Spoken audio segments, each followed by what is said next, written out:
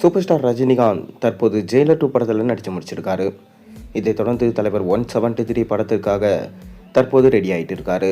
மேலும் கமல்ஹாசன் அந்த படத்தை ப்ரொடக்ஷன் பண்ணுறாரு. இந்த சூழ்நிலையில் தமிழ்நாடு முதலமைச்சராக திரு சி. ஜோசப் விஜய் அவர்கள் நேற்று பதவி ஏற்றுக்கொண்டார். பதவி ஏற்றுக்கொண்ட உடனே சூப்பர் ஸ்டார் ரஜினிகாந்த் அவர்கள் ட்விட்டர் வாயிலாக தனது வாழ்த்துக்களை தெரிவிச்சிருந்தார்.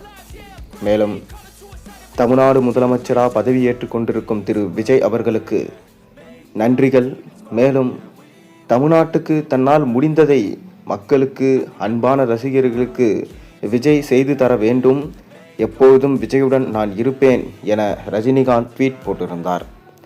அதைத் தொடர்ந்து இன்று சூப்பர் ஸ்டார் ரஜினிகாந்த் முதலமைச்சர் இருக்கும் இடத்திற்கே நேரில் சென்று வாழ்த்து தெரிவித்ததாக தற்போது செய்திகள் வெளியாகியிருக்கு.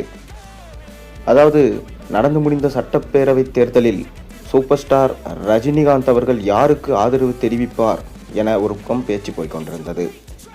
இன்னொரு புறம் ரஜினி திமுகவுக்கு தான் ஆதரவு தெரிவிப்பார் என்றெல்லாம் சொல்லப்பட்டது. ஆனால் மறைமுகமாக தாவேகாவுக்கு தான் ஆதரவு தெரிவித்தார் என ஒரு பக்கம் பேச்சுகள் போய்கொண்டிருந்தது.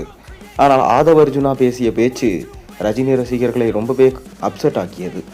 மேலும் ரஜினியே காலம் வரும்போது அனைத்திற்கும் விடிவு வரும் என கூறியிருந்தார். மேலும் அதற்கான விடிவு தற்போது இதுதானா என ரஜினி கூறியதை தற்போது சொல்லி காமிக்கின்றனர் ரசிகர்கள்.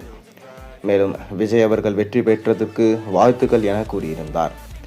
விஜயும் நேற்று 9 அமைச்சர்களுடன் பதவியேற்றுக் கொண்டார். மேலும் விஜய் பேசும்போது தமிழ்நாட்டு மக்கள் அனைவரும் கரகோஷங்கள் எழுப்பினர். ஸ்டாலினையும் நேரில் சென்று வீட்டில் சந்தித்திருந்தார் சூப்பர் ஸ்டார் ரஜினிகாந்த். அதைத் தொடர்ந்து தற்போது முதலமைச்சர் விஜய் இருக்கும் அலுவலகத்திற்கு சென்று விஜயை நேரில் சந்தித்து அவருக்கு வாழ்த்து தெரிவிக்க ரஜினி இன்று செல்வார் என்றெல்லாம் சொல்லப்படுகிறது.